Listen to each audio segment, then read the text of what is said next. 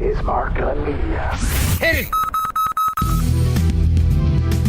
Welcome to Gunshots Straight from the Hip. I'm your host, Mark Gunn. The views expressed on this program are those of the host and guests and not necessarily reflective of anyone or any entity associated with this broadcast. I survived gunshots, knives, attempted suicides, and death from a seizure before I was 5. See, God got me here for a reason. And even as a youth, my parents said it was apparent I'd be a preacher, but I thank God that I'm a poet. See, I stayed devoted. Spoken word for me is more than Sunday mornings, Wednesday nights, poetry slams, and open mics. I don't play poet, because this gift ain't a game God gave me. He made me design each rhyme as if each line is trying to find salvation. So it's safe to say I write the hell out of a poem. Exercising demons just by speaking. See, time ain't something I'm taking for granted. So every time you see me on stage, I engrave it with the soul of Suge Avery. Maybe God's trying to tell me something. Like how the contradiction after the benediction causes conflict. So how can I reach you from a pulpit if you think I'm full of it? That's why that young kid who feels his life ain't worth living, feels his spirit's lifted from the lyrics I give him. Ain't that deliverance? What's the significance of having a gift if nobody can receive it? See, I too touch the youth, just not like Catholic preachers. Me, I'm a poet. And I know it don't make me better than anybody else. Poets never claim to be. Never say we were better persons, just try to make you better persons through our verses. And this isn't me versus churches. I just know what my purpose is. See, I stare at blank pages, and they look right back at me, asking me what is it that I have to give. Because somewhere, some little girl has had her life jaded by a rapist her mama makes her call daddy. And had she never heard the poem with the line where I say she's somebody's sunshine, she'd have stopped trying. Another murderer-suicide victim prevented by what was written. See, I write to lighten loads on their shoulders, console them and build up pillars of respect so those columns don't bind and they pick up Virginia texts. Forget poetry. I write lifelines. Rewind time until you find points you're saved. Save your points, find you until time rewinds. Guys, this ain't poetry. These are testimonies. And every cat you hear speaking ain't nothing more than a deacon. And we didn't come here for some game or some show, and it stopped being a poem about a minute ago. This ain't a poem. These are God's teachings, reaching my thinking, leaking through my ink pen, on stage speaking in hopes that I reach them. His people. Which people? Anybody breathing. And if your love is as blind as mine, you can see what I'm seeing. So I'm going to keep on speaking till he say when. The doors of my verses are open. Let the church say, amen. Welcome to Gunshots Straight from the Hip. My name is Mark Gunn, and the young man that you just saw is somebody that I've known for a long, long time. And as I described in the preview of the video, this is a family reunion of sorts. So a little backstory. Chris and I, Christopher To Be Told Owens, is our guest in this episode. Met way back in the day, some 20 years ago, if memory serves. And Chris was one of my proteges in radio. And you were a poet doing your thing locally here in Louisville. And on track to become a radio personality. And all of a sudden, things started taking off for you on the poetry front with an award that you were very excited about sharing. And we'll get into that in a little bit, but a little backstory. You left Louisville, relocated to Phoenix, Arizona. And ever since then, for the last 20 years, you have been working as a professional spoken word artist. Yeah. Man, can you believe it's been 20 years? I know, it's crazy. Just you saying that now, I just feel old, but yeah. Like you don't age, but I'm getting old. Oh, yeah, okay. He says with all the gray hair on my face. All right, so just to give folks a backstory, you were born in Saginaw, Michigan. Yes, sir. And pretty much that was a big part of who you are. How did you end up in Louisville? Actually, my best friends. I was in Memphis, Tennessee. I moved to Michigan to take care of my grandfather who had became ill. And shortly after he passed, I had a few of my best friends who I call my brothers who were attending Kentucky State University. And so they were, thoroughbreds in the house represent. Homecoming is next week, I think. But when I was there, Ron Banks was one of the advisors, and Mr. B let me know about an opportunity. He had heard me perform, and he's like, "Son, I got something for you." Mm-hmm. And next thing I know, he said he had known about an opportunity for me to have an internship. The internship happened to be at B96.5. There we go. Where we met. And right. It went from there. And that to this day is still my, outside of poetry, has been the best job I've ever had. Like just interning. I don't know if I've ever told you this, but like 14-hour work days, right, not paid, and I could not be happier. It was an incredible experience. Having you take me under your wing to introduce me and show me the ropes and some things. It was incredible, man. And yeah, just the poetry thing just started taking off, and here we are. Man, I'm telling you, because when you were there at B96, and just for those that don't know, I was the program director at that radio station. Mm-hmm. And, you read my bio, my background is in radio for almost 45 years now. So, yeah, you were one of our interns. We worked our asses off, and, yeah, it was a lot of fun. Yes. And in between all the fun, we tried to make sure that you actually learned a few things, and you did. Mm-hmm. And again, the poetry thing was always a part of it. And I remember, I forget what the award was, but I remember you being so excited about it because I think it may have been one of the first ones you'd ever gotten. Yeah, and, it was Spoken Word Artist of the Year. Yeah, that's right. Yeah, and they had just started the category. So for me, it was a big to-do. I had not long prior to that, I had left my full-time job at AT&T to pursue poetry full-time. So it was just a confirmation. It was something that was exciting. It's always great to win an awards, and they don't define you, but anytime you have any level of recognition, it's always huge. So to be in a field like spoken word that isn't generally considered a typical job or a career, even to this day, I still have people ask me, "Oh, you're a poet, so what's your real job?" But and to that point, when you were coming up in it, the field was so crowded because that was I don't want to use the word fad, but that was there were spoken word artists everywhere. There were poetry slams everywhere. Yes. And just over the course of time, you don't hear so much about those anymore. Right. And part of that is because I like telling people I don't play poet. So I was blessed to be in situations like Expressions of You, where James Linton gave me the opportunity to host and get my chops as far as a host and a performer and a writer and a poet. But a lot of people will go to the stage more for the attention than putting in, for the purpose. And for me, I've really found a way to speak, to help others, and to use poetry as a tool to help build the community and to grow and to speak out for things that need to be spoken for. Everyone isn't built like that. Speaking of which, we're going to drop a sample of exactly what you were talking about, because truth be told, and we'll talk about how you got that name, isn't one that minces words. Check this out. Yes, you have the right to remain silent, but it ain't right to remain silent. Especially when neighborhoods remain violent and those who try to fight it and don't stay quiet are labeled snitch. But this ain't the goddamn Sopranos. And you don't win a Tony for any song or dance you try to portray when you say snitches get stitches, because the only ones in stitches are those laughing at us as they ask, how can we be so dumb? Snitch.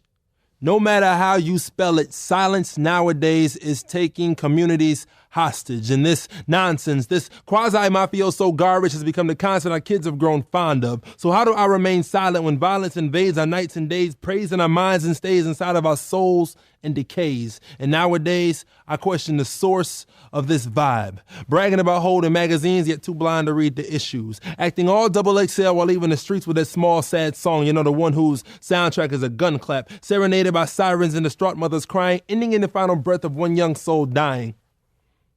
Can you hear it? See, I would wish for you to read in between the lines, but niggas don't like reading. So keep on believing it's some big old coincidence that neighborhoods just like yours have more liquor stores than churches. Keep believing it ain't on purpose that 14% of the population now accounts for 52% of the prisoners in our nation. Shh. Just keep quiet. Even though closed mouths don't get fed, which leads to starvation, which leaves you dead, you would instead earn street credibility. But tell me I don't understand. Even though I'm from Saginaw, Michigan, a land where ice cream was sold more than ice cream. Keep telling me how it's so hard out here and you trying to get in where you fit in and how everybody's trying to stop your shine as you redefine your life by what Jeezy and Lil Wayne said it should be. See, a snitch by definition is one who sells another one out in order to avoid time in prison. Yet here you are giving away your communities one block at a time, one Glock at a time, one rock at a time. And don't even start trying to tell me how you can get a brick and then flip it and distribute it for double the profit, minus the re-up, and not see what that same time could do had it not been applied towards a degree in math, chemistry, or business. There is no difference. They all include thought, dedication, and deadlines, but you would instead try to shield your stupidity, telling me you got to hold down your peeps, unaware of the irony in the statement you just made.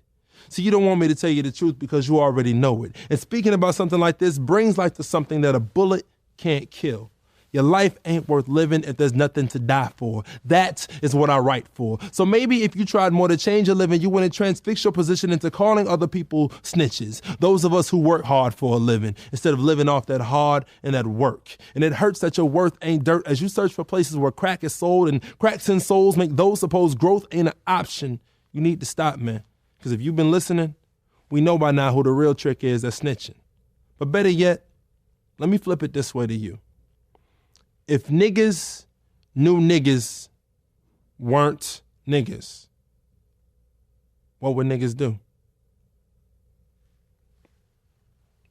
Once again, it's Gunshots Straight from the Hip. I'm Mark Gunn with my special guest, truth be told, Christopher Owens, who basically this is a family reunion. We haven't seen each other in years, but he is celebrating 20 years as a professional poet. And this past Friday, a retrospective of your career just dropped, and it's available on streaming. Well, let's talk about that a little bit. Yeah. So this Friday, I actually dropped Rewind, which is, as you said, I call it a multi-purpose project. It's definitely a look back.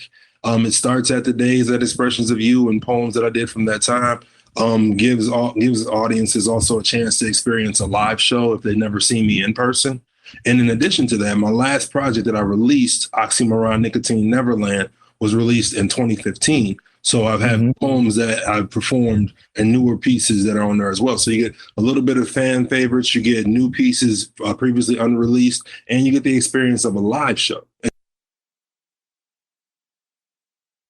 I look at it as a bridge project because it helps to bring everyone to where we are as of now. The 2 years off with COVID, it was a lot for everybody.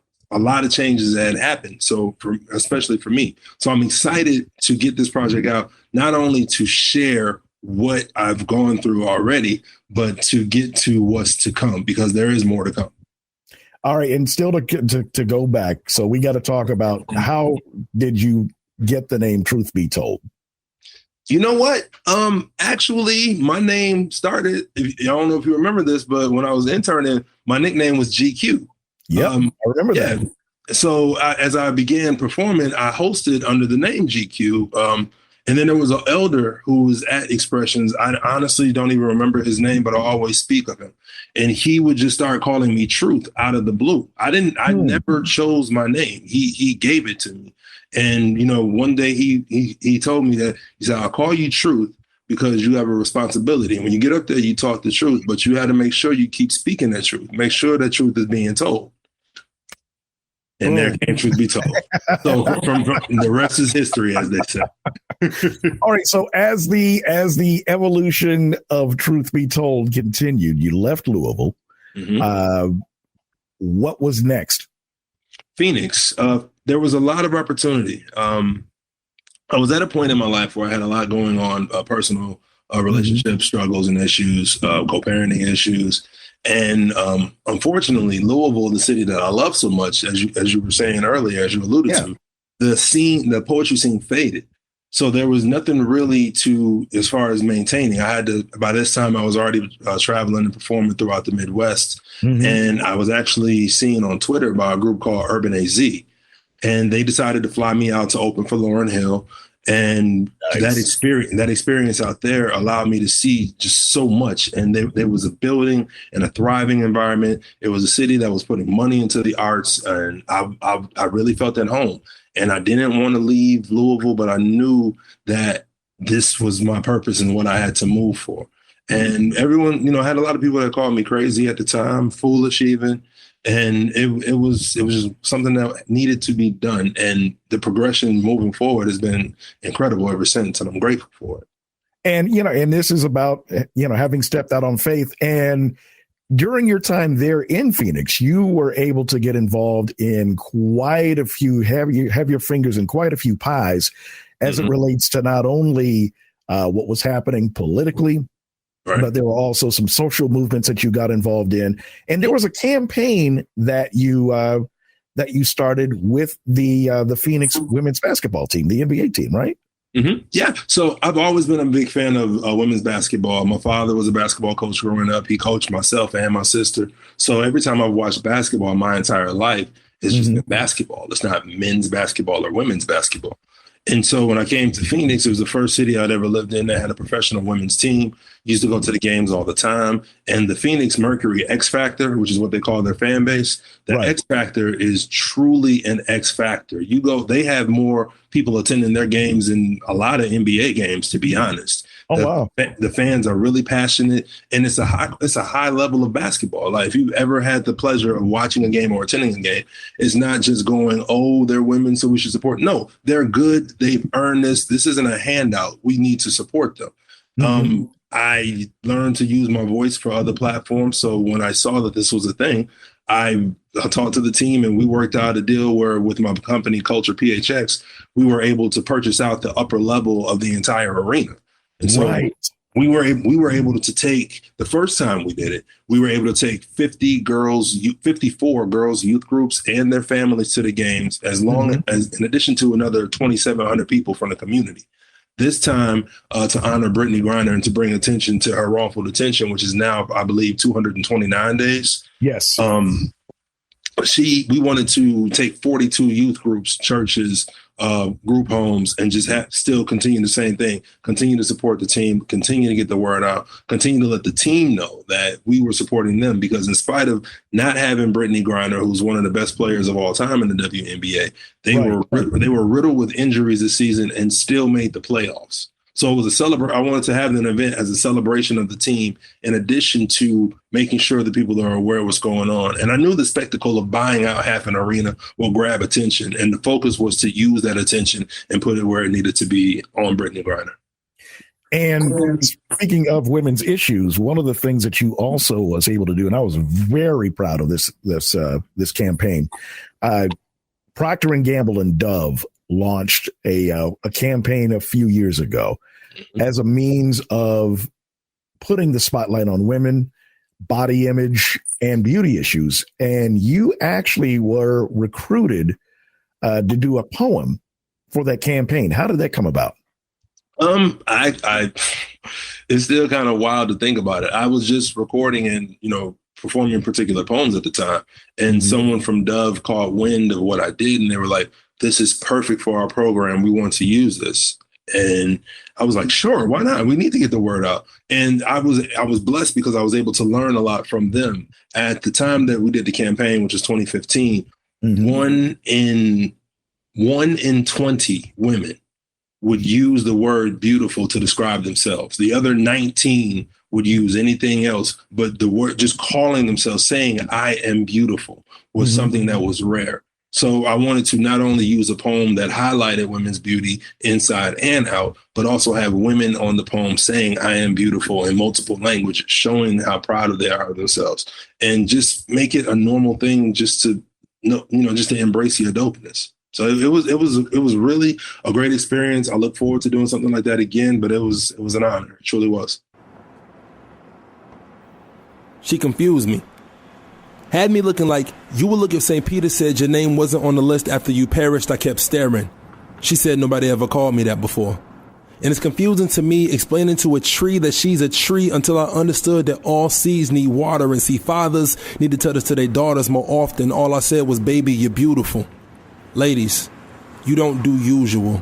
You do amazing. No need changing God's aim, baby. You're a bullseye. And that bull guys tell you needs to be ignored. You are far more than magazine portrayals and hip-hop fallacies. You've never been a 5-star chick. Baby girl, you're a galaxy.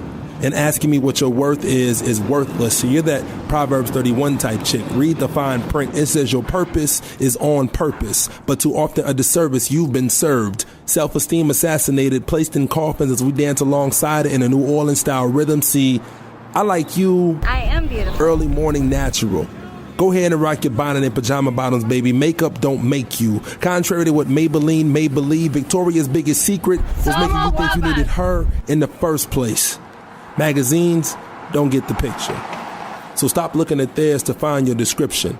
Because what this whole world may consider usual, in my eyes, will always be considered beautiful. I am beautiful. I am beautiful. You and me are beautiful. Thank you. I'm beautiful. I am beautiful. I am beautiful. I am beautiful. I am beautiful. I am beautiful.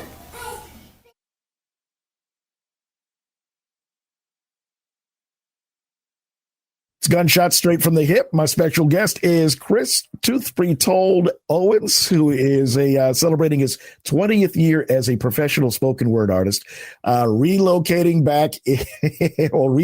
to Phoenix, Arizona, where you have been making a huge, huge difference ever since. So I did talk about the fact that not only were you dealing with women's issues, you were dealing with political issues. And one of the last pieces that I saw you do was addressing Senator Kristen Sinema, who, if you pay attention to politics, she is a Democrat, but along with Joe Manchin, may as well be Republicans. Basically, they, for whatever, well, she's got a lot of people in her pocket. So let's put it that way. I'm not even gonna lie about that. She's been bought and paid for.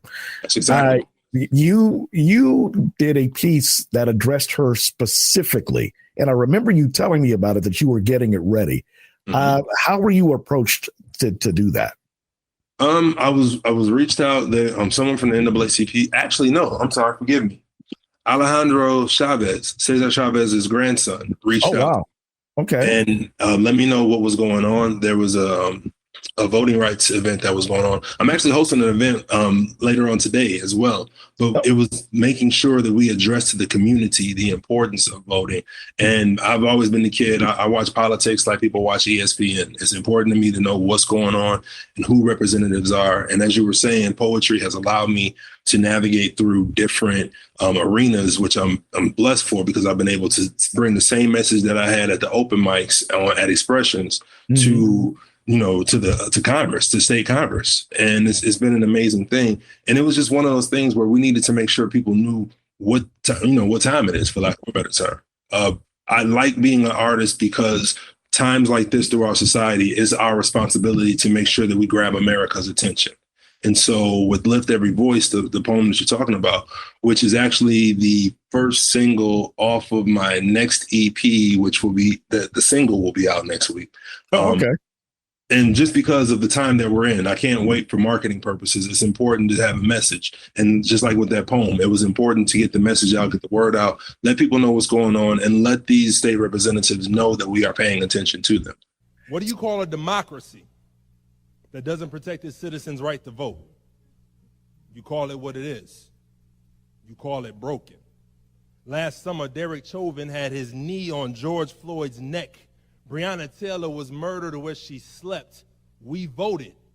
And the response was an insurrection attempt on Capitol steps and 400 laws written to restrict votes where we rest. Y'all got to see how this all connects. Worse yet, the GOP's lawyer told the Supreme Court to its face that protecting voting rights, that democracy, hurts Republicans. Let's call this what it is, y'all. Democracy hurts white supremacy. And we can no longer afford to ignore the elephant in the room or expect help from elephants who view black and brown voices as insects to be stomped out. This is a warning. What do you call a democracy that's not a democracy for all? It is apartheid South Africa reinvented, intended on keeping political power in the whites-only section. Question: when has historical progress for minorities ever come under bipartisanship? Answer: nowhere near as many times as the filibuster has been used to prevent it. Meanwhile, Kirsten Sinema and Joe Manchin stand like cops in Minnesota, hands in pocket while the racist filibuster squeezes our democracy, barely breathing, barely speaking. Meanwhile, our so-called representative is more focused on social media posts than her co-workers trying to kill her constituents' votes, which either makes her aloof, insincere, naive, stupid, or complicit. Now, which is it? This isn't the time for political theater, Ms. Sinema. We've seen this movie play out throughout Reconstruction, come in the form of a so-called Southern Compromise, disguised as states' rights, disguised as protected racism, which birthed the nation, which birthed the Klan. Ma'am, we've lived through this nightmare and still do. As a black man in America, I've grown accustomed to be shown how white lies, laws, and violence threaten black and brown lives. I know trouble when I see it. Maybe that's why they don't want us to go to schools to teach it. Maybe that's why they don't want us speaking or raising our voices at polls, because elections are supposed to have consequences, but racists don't believe in accountability from those they don't view as equal. This is a warning. It's time that we make amends with the fact that our amendments never mended America's racism, or that this nation is far from fulfilling its promise for everyone. Martin told America nearly 60 years ago that she was then a century overdue in doing right by its people of color. Those same manacles and chains remain today through legislation. 6 decades later, we are on the democracy's edge. And instead of removing racist rules used to try to subdue us, now, not in 2017, not in 2018, now we hear talks of bipartisanship from those more focused on power than the people. Voting is power for the people. But many people want black and brown voices reduced to the size of a peephole. I didn't think America negotiated with terrorists. Foreign, domestic, or elected. Y'all, they tried to steal a damn election. Now they want cooperation and attention and acceptance. We say hell no. The only effective method is if voting rights are protected. This should be the last summer any eligible American has a harder time trying to vote than own a gun. The last summer we have representatives that don't represent the people. The last summer I have to worry about my unborn grandchildren fighting the same fights my deceased great-grandparents had to fight. Why do we have fewer voting rights in 2021 than we do in 1965? If you can't read in between the lines, just listen to what our ancestors have been saying since the day you stole us. You owe us. Don't forget who was the first to die for this country. You owe us. Pop quiz. What's minimum wage for a slave times 24 hours a day times 365.25 times 244 years? Answer, you owe us. Remind me whose original land I'm standing on while I'm performing this poem. America, you owe us. Because a nation should never write a constitution its people can't cash. I ask you again, what do you call a democracy that doesn't protect its citizens' right to vote? You call it what it is. You call it broken. And then you fix it. So get to work. Did you get any sort of reaction from her handlers or anybody representing Kristen Sinema's office? Man, please. Kirsten Sinema. Come on now. This is Kirsten Sinema we were talking about. Like, if I were a pharma agency that wanted to pay her money, or a Republican group that wanted her to come out and just, pay her money to keep her quiet, that's one thing. She has never met with any constituents since she's been elected. So wow. I was never expecting to hear anything from her because she's a coward. So I expect her to be who she is. You have a special technique that you've employed ever since you started that kind of alludes to the title of the anthology. I'll tell you what, we're going to pay some bills, and I want to get into that because this is something that audiences love, and it's very engaging. We've got more with Truth Be Told right after this. If you're an advertiser, one of the most important things about getting your message out is actually standing out from the rest of the crowd. If you're listening to this program right now, this is where you'd hear your commercial. As an exclusive sponsor of Gunshots Straight from the Hip, your commercial is professionally produced and gets a longer shelf life based on your needs. Gunshots Straight from the Hip is a unique and compelling program unlike anything else in the marketplace. Episodes are available for download on iTunes, TuneIn, and MarkGunMedia.com. And depending on how you tailor your message, the potential for new and repeat customers is that much greater. Best of all, it's extremely cost-effective. If you'd like more information on how you can be a sponsor of this broadcast, call Mark Gun Media, Inc. at 502-407-0283. That's 502-407-0283. Or log on to markgunmedia.com.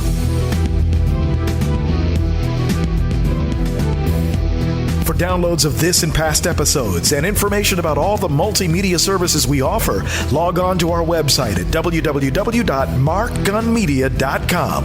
That's markgunmedia.com. Welcome back to Gunshots Straight from the Hip. My name is Mark Gunn. My guest, my little brother, Christopher Truth Be Told Owens, who is celebrating his 20th year as a professional spoken word artist, has a new project that just dropped this past Friday called Rewind. We're going to get into this. Is a technique that you've employed. You know what? Wait, rather than me talking about it, I want to let you see exactly what we're talking about here. Check this out. I also do this thing when I perform where I allow the audience to yell rewind while I perform. So if I happen to say a line that just hits you a particular way, you can yell rewind. I will say the line again on demand. You will not mess me up. This is my job. Okay? In America's mind, I'm still nothing more than the third pick in their slavery draft with ideals of bending our backs, transforming cotton into cash, and receiving lashes for speaking back. Boy, know your place. In America's mind, I'm nothing more than the third pick in the slavery draft with ideals of bending our backs, transforming cotton into cash, and receiving lashes for speaking back. Boy, know your place. Okay, so with this technique, and you saw just how engaged people are in doing it. The first time I saw you do it, I died laughing because I'm like, okay, this is so effective. This is so dope, and people are so into it.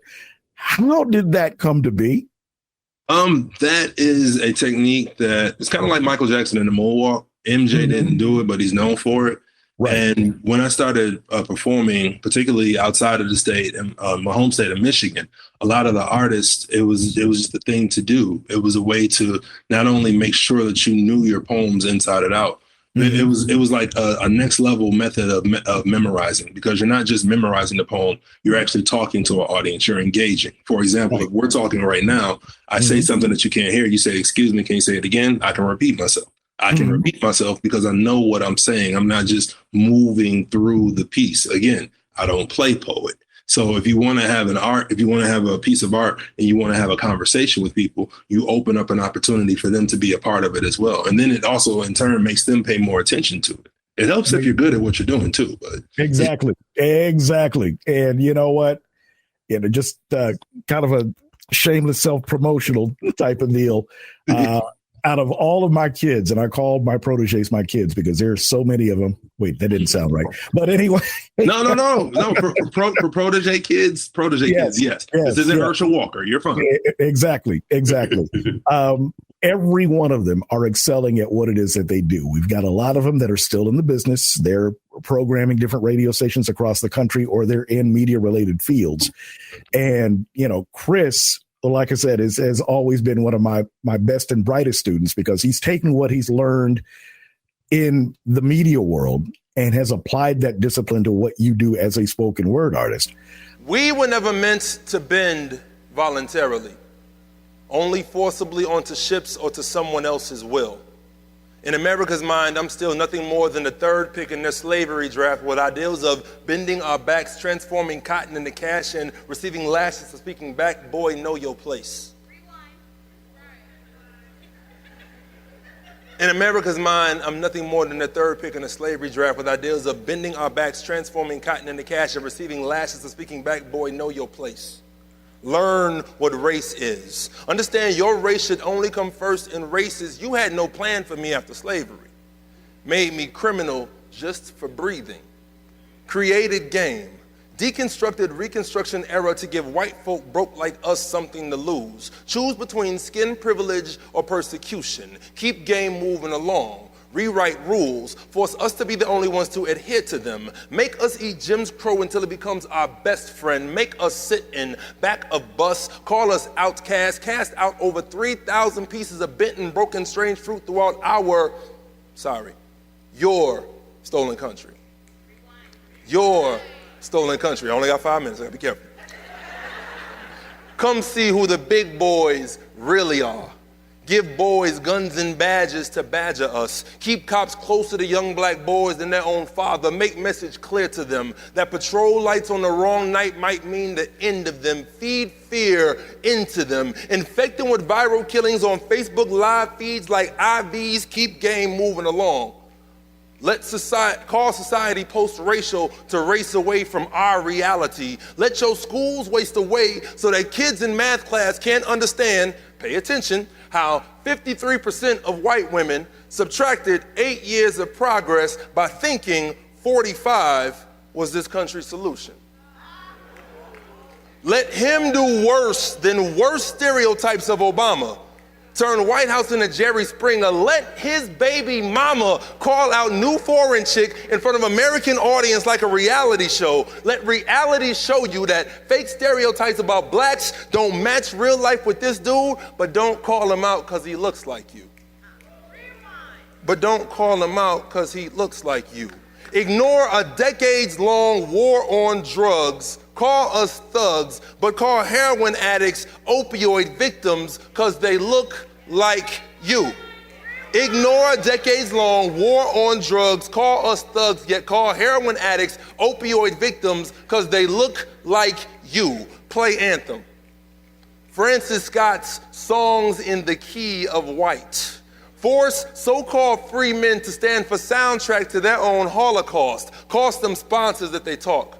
Cost them money if they talk. Cost them lies if they talk. Make sure them boys know they place.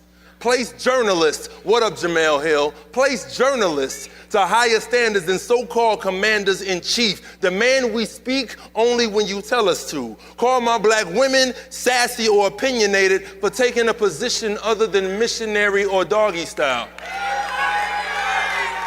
Call my black women sassy or opinionated for taking a position other than missionary or doggy style. Meanwhile, keep ignoring the blood that's falling from the leaves. Capping us is why Kaepernick took a knee. Yet watch them steal the narrative like slaves were stolen overseas. Enjoy the irony of free men protesting while being ridiculed by star-spangled wearing hypocrites who sit, because wearing a shirt or drawers with a flag on it is against the law. U.S. flag law, go ahead and Google it. Keep telling yourself game don't exist, yet make your television the closest black people come to your residence. Say, I don't see color, therefore making ignoring my black pain that much more evidence. Don't get the message unless the messenger looks like you, because we ain't friends, right? We're only here to entertain and sustain you. Maybe that's why 6 years ago when I moved here with dreadlocks down to my butt, every white person I introduced to said, "You look just like Larry Fitzgerald or Lil Wayne, dude." It's the same game. You see us all as the same, so you ignore our pain as if it's martial law. That's why you didn't pay attention until Marshall talked. That's how you skip over 400 years of history for a 4-minute rap freestyle from a white guy. Because white privilege is just like Facebook. You can't hear me speaking if we ain't friends to begin with. Because white privilege is just like Facebook. You can't hear me speaking if we ain't friends to begin with. And we ain't been friends for a long damn time. Because if we were friends, it wouldn't have taken this poem to make the obvious evident ever since we've been here. We were never meant to bend voluntarily. Yet here we stand. You cannot ignore us. You will not derail our narrative. Understand it is not your job to police my pain. Understand your silence is white supremacy's accomplice. Understand, America, you have a lot of work to do because my people did enough for free already. We touched on COVID a little bit ago. Mm-hmm. And again, we did talk about the fact that this is not the run-of-the-mill occupation. Right. So I know, like you and so many other performers, whether they be music or whatever, COVID basically, as they say in England, it took the mick out of a lot of things. Yes. How was the COVID experience for you? COVID was the most transformational thing I've gone through outside of losing my grandfather. Mm-hmm. It was a lot. I went through in an 18-month period, accusations and people attacking my character, losing 6 family members. And then not only that, but having to pivot as far as a career and what to do. Right. And it was actually a good thing because for the first time in a long time, I had a moment just to take a breath, just be at home and just sit and be at peace. And I had a chance to honestly take a look back at, and reflect on things that I've been doing, what I needed to fix and things that have been going well. And to that point, poetry has allowed me again to be in multiple arenas. One of those arenas, and I'm certain that this will make you happy to hear that, has been radio. Yes. So, in addition to just growing, not only working politically, having those other spaces to work in gave me the opportunity to be in other spots. So I'm still working and doing political pieces, working on engagement with voting rights. Working with the Democratic Party has been a huge thing to help. I've also been a board member of Desert Soul Media, which is a Black-owned nonprofit out here. We specialize in trauma-induced information and making sure that we teach other youth, young and old, as far as how to use media outlets and how to use radio, how to run their own shows. And actually, I do have a show on there called Culture Spot. Runs on Mondays, 10 a.m. on the show. We actually brought back the first Black-owned FM radio station in Arizona this century. Nice. So it had that going. I have that going on, and in addition to that, for the last 4 or 5 years, I've been working on a project called Culture Hub.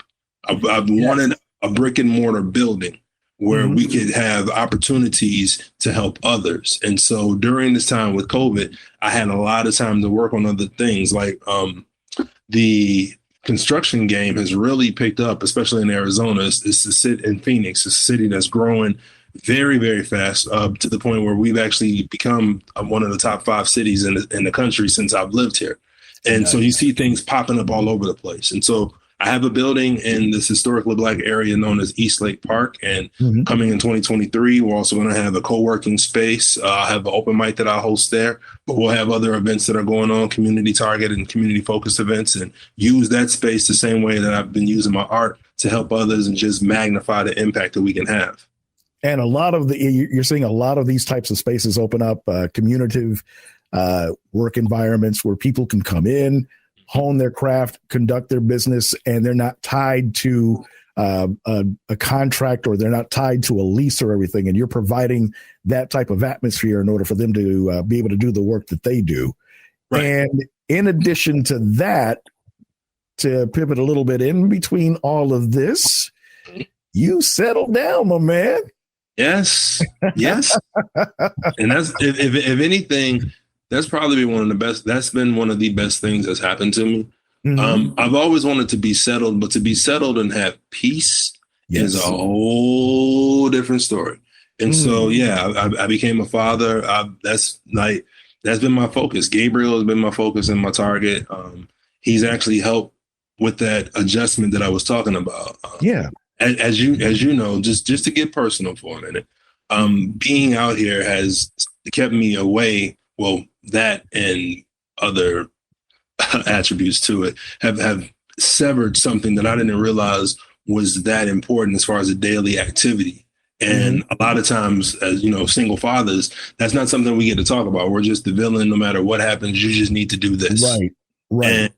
And it had been a fight, and I had been fighting, but still with that, and then dealing with all the death and losing both of my grandmothers and all the family members, depression is a real thing. But he helped snap me out of it. And it not only has that helped me in other aspects, it's helped me personally. It's helped me as a father. It's been so incredible, and I'm grateful for him. And I'm grateful for my relationship. I'm grateful for my peace. And one of the things that we started here, and it speaks to the mental health aspect. We have something that we've called the WLOU Check-In Challenge, and it's a real simple thing, and I hope that people watching this will take this with you. What we encourage people to do is just send a text message to somebody they're thinking about. It doesn't matter if you talked to them 5 years ago or 5 minutes ago. It's one question, 2 words.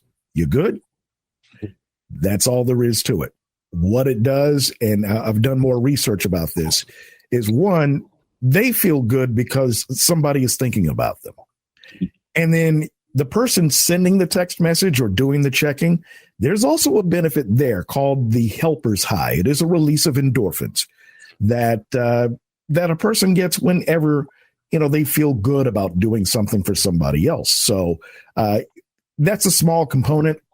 And there are a lot of resources that are available to deal with trauma, because that's what a lot of depression is caused from. It is caused from trauma, whether it be childhood or recent, or, being exposed to any sort of media. It could be caused by anything. But the thing is, we have to do a better job of looking out for each other and checking on each other.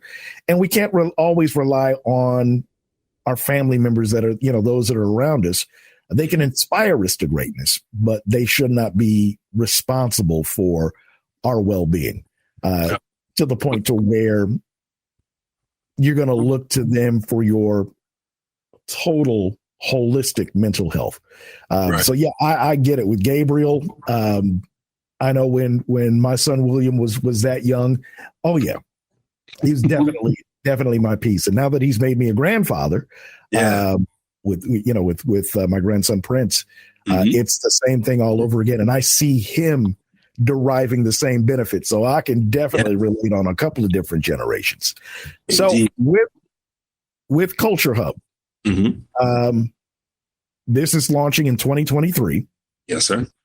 And how can people get more information about it? Because I know you're basically in the Phoenix area, but I can see this becoming something bigger and spreading out all over the country.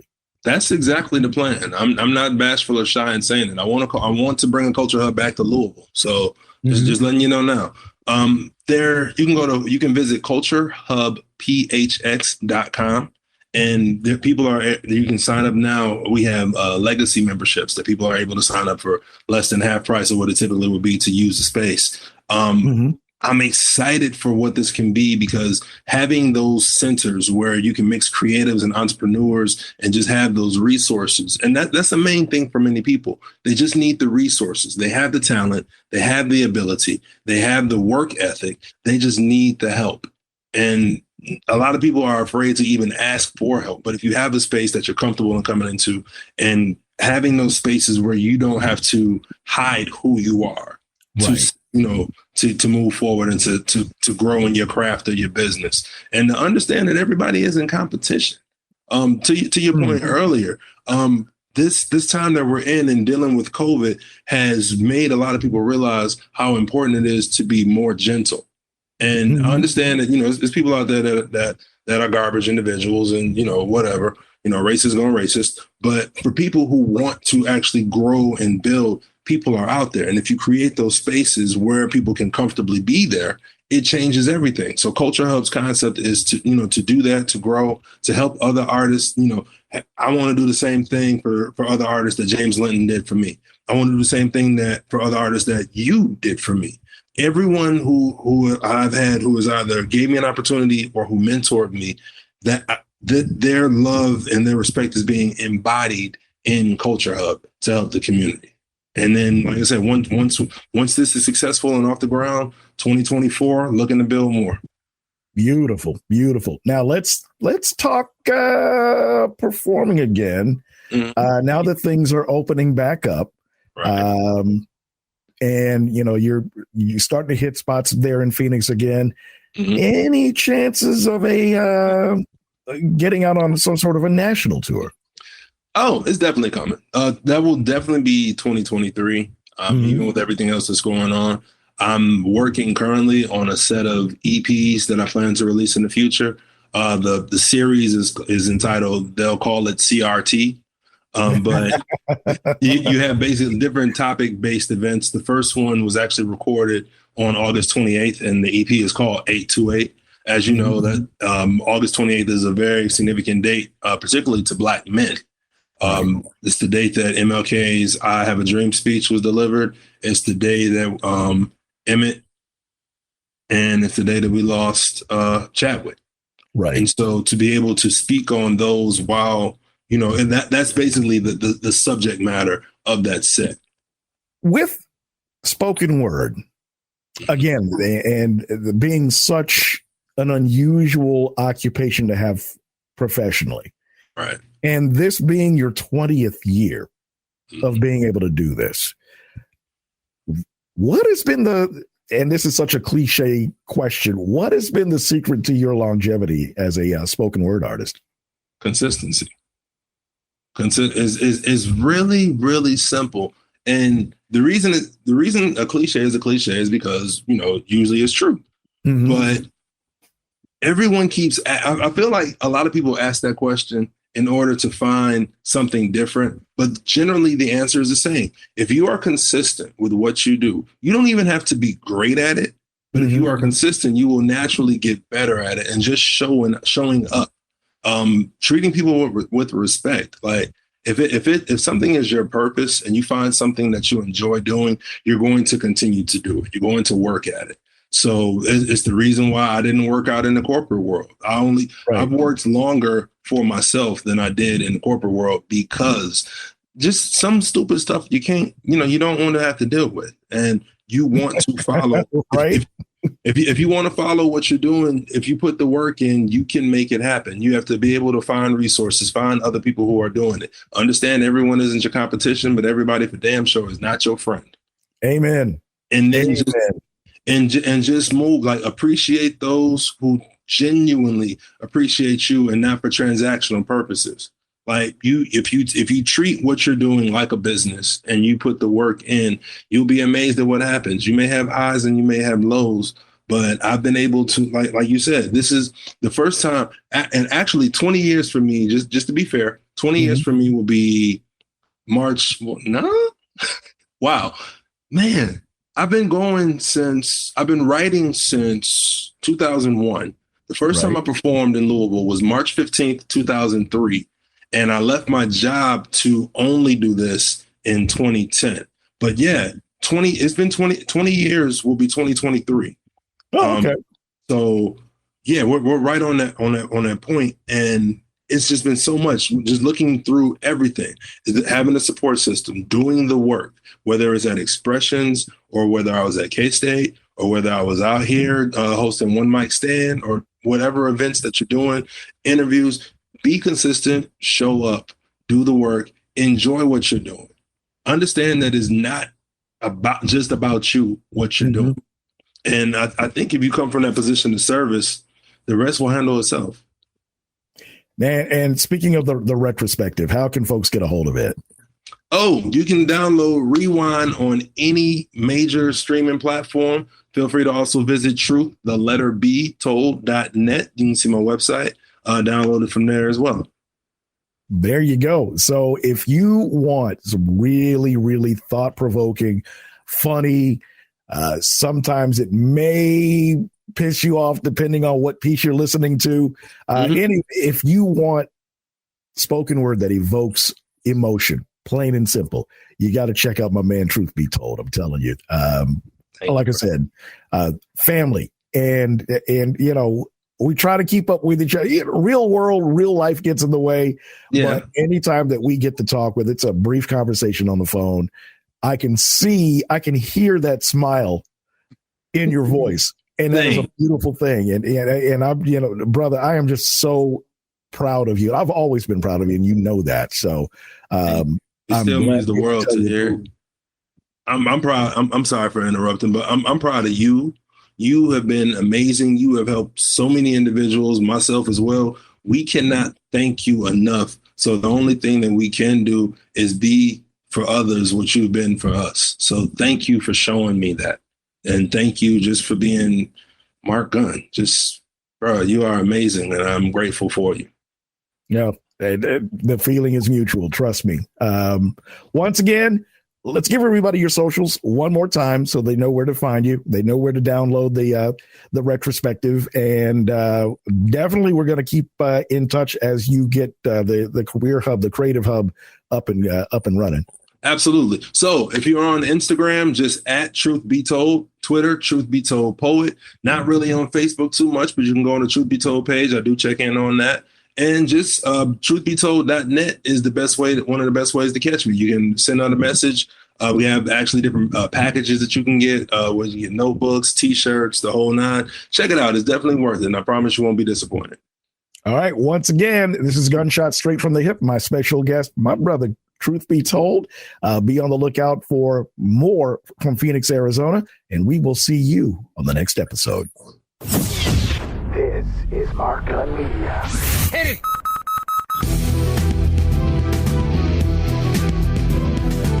One of the biggest accomplishments we've had over the past year is the continued growth of our podcast, Gunshots Straight from the Hip.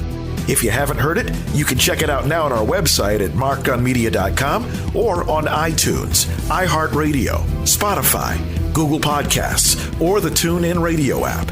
You can also subscribe to our YouTube channel. Past episodes are available for download right now. Each episode is written and produced from a perspective not heard enough in this medium, the Black perspective. However, Gunshot Straight from the Hip is not limited to a Black audience. Anyone can get something out of it. We tackle social and political issues, sometimes some slice of life stuff, in a way that's very compelling and unlike any other podcast on the market right now. With my experience as an award-winning audio producer and a reputation for being rather outspoken, Gunshots Straight from the Hip is something you won't want to miss. Over the next year, we want to add more subscribers with a goal of 1,000 new subscribers every month. If you haven't joined us yet, go to our website at markgunmedia.com and hit the podcast link. You could also subscribe wherever you get your podcasts. If you're already with us, thank you. We just ask that you turn your friends and family on to us. Remember, we have a goal of 1,000 new subscribers every month, and we can't do it without your support. That's Gunshots Straight from the Hip, available right now at markgunmedia.com, iTunes, iHeartRadio, Spotify, Google Podcasts, or the TuneIn Radio app. You can also subscribe to our YouTube channel. Thank you. You've been listening to Gunshots Straight from the Hip. The views expressed are those of the host and guests and not reflective of any business entity or anyone associated with this broadcast. If you have any comments or want more information on how to be a sponsor, log on to our website at markgunmedia.com or call us at 502-407-0283. That's 502-407-0283. Thank you for listening. Mark Gunn Media. No hype, no hoopla, just damn good work.